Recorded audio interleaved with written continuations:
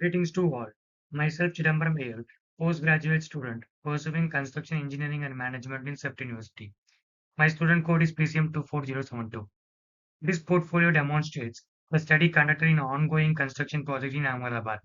The life cycle of a construction project consists of pre-construction, execution, and post-construction. This studio focused on execution phase of the project and aimed to understand the practical experience of execution, monitoring, and control. For this studio, the project I examined was Ahmedabad Overbridge project, execution and control. My portfolio covers mainly three topics: linear responsibility chart, material management, and value stream mapping. Begin with the project brief. The project name is Ahmedabad Overbridge project and type of contract is item rate contract. The overall cost of the project is 79.94 crores. The project timeline starts on 28/7/2023 and aims to complete on 27/11/2025. Overall 30 months project.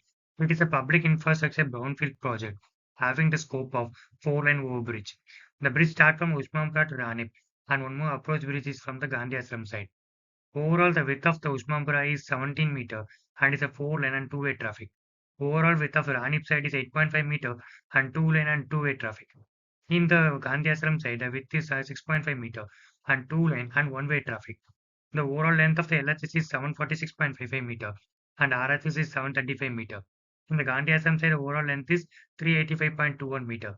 The main objective of this project is to reduce the traffic congestion in the junction, safety improvements, accessibility, and reduce the carbon footprints and to reduce the overall vehicular traffic in the junction.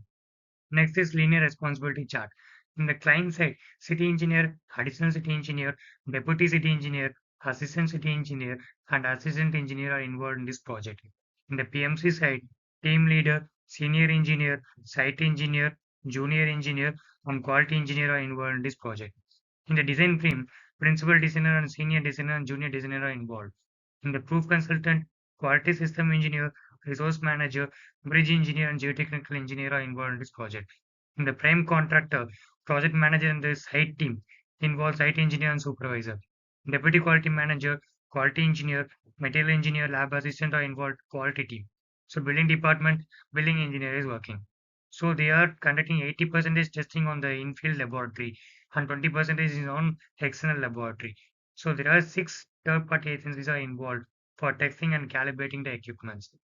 The client appointed a design consultant for the design and contract preparation for the contractor. The PMC to monitor the project. PMC provides a weekly updates and the client may visit the site randomly. PMC oversees the progress, quality, and the RA bill approvals. The contractor handles the civil works, manages subcontractors, and reports to PMC weekly. The third-party testing is done whenever it is needed. The PMC and the contractor stay involved during the DLP period also. Next is linear responsibility chart. This linear responsibility chart is prepared based on the organization chart, which I explained before. In the pre-construction stage, you can see the quality management meeting is conducted by the PMC, so accountability is given for the team leader. And all the engineers from the contractor side need to be involved in this meeting, so responsibility is given for engineers and including the manager. In the client side, assistant engineer, whenever he is available on the site, he will involve in this meeting. During the construction stage, you can see that aggregate and other construction material testing is carried out by the contractor, and accountability is given for the quality deputy manager, and responsibility is given for all the engineers from the contractor side, and responsibility is given for the PMC side also, because they are involving in this test and approving the test results and submitting the test results to the client. In the post-construction, you can see the visual inspection and rectification meeting is conducted by the PMC and is accountable is given for the team leader. And all the engineers from the contractor side need to be responsible and involved in this meeting. And all the engineers from the client side need to be present on that day and is approving the test results. So the client side, all the engineers are responsible. In the horizontal analysis, I came to know that in the row 1 from the LRC chart, quality management meeting, here design consultant is not involving in the pre-construction activities. Because of that, the serious issues happened on the site, which was undiscovered utilities are discovered in the later stage of the construction, which causes 9 months delay in our project. In vertical analysis, you can see that the quality engineer from the PMC side has more responsible, so he can transfer some of the responsible to a junior engineer. like visual inspections and SOP preparations. The next assignment is material management. The scope of the work is PR01, PR02 from the RANIP side, which was taken from the 1 month lookup schedule.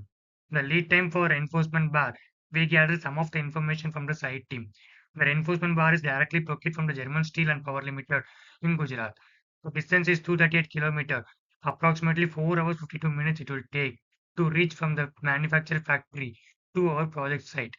As per the site team process, since the material testing is done separately and only used for the verification against manufacturer certificate during the casting, the effective lead time for reinforcement, excluding the testing, is approximately 0.43 days. Next comes to lead time for cement. Cement is directly procured from the Ultratech cement manufacturer from Gujarat. The distance is 329 km.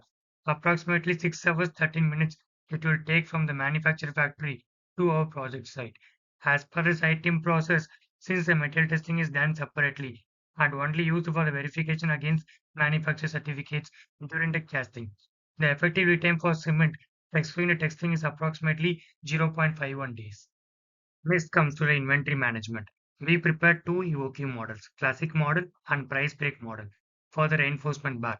In the classic model, we assume that total working days is 354 days. The annual consumption of reinforcement bar is taken from May 2024 to April 2025. The annual demand of steel, as per our calculation, is 1076 metric ton, but actually on site is 1099 metric ton is consumed. As per the EOQ formula, we calculated is 44.1 metric ton for our calculation quantity of 1076 metric ton. But actually on site it is consumed around 1099 metric ton. For that we calculate is 44.56 metric ton. So in the graph you can see that ordering cost, carrying cost and total cost is intersect on 44.1 metric ton. So in the inference we can say that the economical order quantity is 44.1 metric ton. Changing the EOQ quantity from 44.56 metric ton to 44.1 metric ton, we can save up to 13.41 lakhs. In the price break model, we gather purchase price from the site for the annual consumption of reinforcement bar. We prepared EOQ is purchase price graph and purchase price is total cost graph. In the EOQ is purchase price graph, we can say that it is directly varying. Whenever the purchase price is lower, the EOQ will be higher. In the purchase price and total cost graph, we can say that it is indirectly varying. Whenever the purchase price is lower, the total cost also will be lower. So in the inference, we can say that the price break model has proven that a better price to order 44.1 metric ton of economical order quantity is in March 2025. The purchase price of 59,000. So the total cost of purchase price will be 6.36 crores. Next comes to inventory management of ABC and HMN analysis. In the ABC and HMN analysis, we taken the construction material like reinforcement steel, cement, 20 mm aggregate, 10 mm aggregate, fine aggregate, binding wire, cover blocks, admixtures, and MS shutter. In the ABC analysis graph, you can say that total amount and cumulative percentage. So the reinforcement steel is falls under category A, which consumes around 64% of total project cost. So it will be the high priority material and less volume material. In category B, cement 10 mm, 20 mm aggregate are fall. So it consumes around 30% of total project cost. In category C, fine aggregates, binding wire, cover blocks, admixtures, and MS shutters, which consume around 6% of total project cost. In the HMR analysis, you can say that unit cost and cumulative percentage of these materials. So we categorize into high, medium, and low value materials. In the high value materials, reinforcement steel and MS shutter, which consumes around 58%. In the medium value, we can say that cover blocks, admixtures, or consume around 38%. In the low volume, cement, aggregate, binding wire, or consume around 4%. Next is lean tool implementation. We implemented the value stream mapping. So the value stream mapping is a visual tool that outlines the steps in delivering the product or service, helping to identify and eliminate the waste for greater efficiency and lower cost. So we taken the activity cross diaphragm wall, which is happening on the Gandhi Ashram side. So dimensions of the cross diaphragm wall, 1400 in the height and 2600 in the width. Dimensions are in mm. So we can say that from the drawing, the de-shuttering wall D1, D2, D3, and shuttering wall is D4, D5, and D6. Both the walls are same height, same width, so the area will be same for all the walls. The crew members is one mason and five helpers. So our workflow diagram, labor mobilization is the first, de-shuttering of D1, D2, and D3, and shuttering of D4, D5, and D6. So de-shuttering activity sequence involving labor mobilization to transportation of material for shuttering. So shuttering activities involve the final working platform fixing to the final alignment. Next comes the comparison of future state and current state. We categorize the activities into value added, non-value added but necessary MUDA 1, non-value added not necessary MUDA 2. So in the current state for de-shuttering, it takes around 171 minutes. In the shuttering, you can see that in a major chunk is they faultly done the shuttering of D4. They reopened again and shuttered again. So overall time taken for shuttering activity in the current state is 348 minutes. So overall time taken for de-shuttering and shuttering is 519 minutes in the current state. So from the current state, we identify the wastes and we categorize into defect, waiting, non-utilizer talent, transportation, and motion. Here 28% is transportation waste. And we apply the lean tool to reduce the duration of non-value added activity. We applied Kaizen 5S. In the Kaizen, we introduce a trolley to transport the shuttering material. It reduces the non-value added duration. And 5S, we apply the color codes for shuttering material. It increases the efficiency of the labors. So for the future state, we can say that total time taken for de-shuttering and shuttering is reduced to 423 minutes. Next comes to the future state mapping and takt time calculation. In the future state mapping, we apply the lean tool and we reduce the duration of non-valued activity. So total lead time for de-shuttering and shuttering in the future state, we can say that it is 423 minutes. So in the graph shows that total value added, total non-value added, total cycle time duration of current and future state.